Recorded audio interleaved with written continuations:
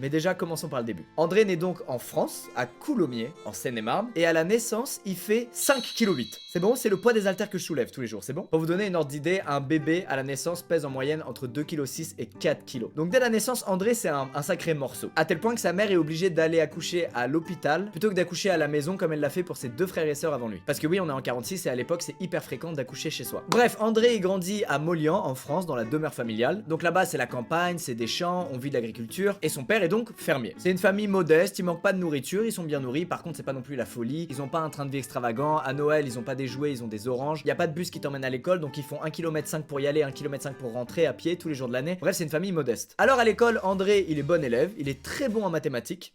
Je sais pas pourquoi mais il y a cette news dans tous les articles que j'ai lus sur André, donc je vous la donne comme ça fera peut-être kiffer les fans de mathématiques, je sais pas. Faut savoir qu'en 46 l'école est obligatoire que jusqu'à 14 ans, et arrivé à 14 ans, André il voit pas trop l'intérêt de poursuivre un cursus scolaire parce qu'il veut devenir ouvrier agricole, et que son père peut vachement l'y aider. Et aussi, petite particularité, dont je n'ai pas parlé depuis le début de cette vidéo, André à 14 ans, il fait 1m92 et il pèse 92 kg.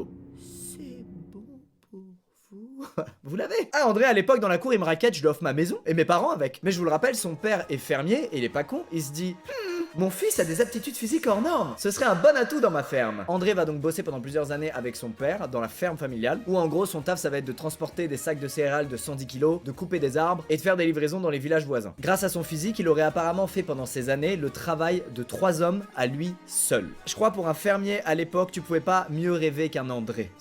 C'était le rêve. Pendant ces années-là, André va aussi suivre un apprentissage en menuiserie, puis il va bosser dans une usine qui fabrique des moteurs. Alors c'est que des trucs manuels, des petits jobs par-ci par-là, mais à l'époque c'était plutôt normal en fait, quand t'avais 14 ans, d'arrêter ses études et d'enchaîner les petits jobs pour aider ses parents. Il passe alors son service militaire et vu sa corpulence on se dit qu'il sera un vrai atout dans l'armée française, qu'il sera colonel et qu'il imposera le respect. Non, pas une seconde. L'armée le réforme parce que aucun uniforme ne lui va et qu'ils ne veulent pas lui en faire un sur mesure. À l'époque, les gens qui avaient un handicap, on savait prendre soin d'eux, on les mettait vachement à l'aise. André continue donc d'aider son père à la ferme familiale et d'enchaîner les petits boulots, mais un jour, tout bascule.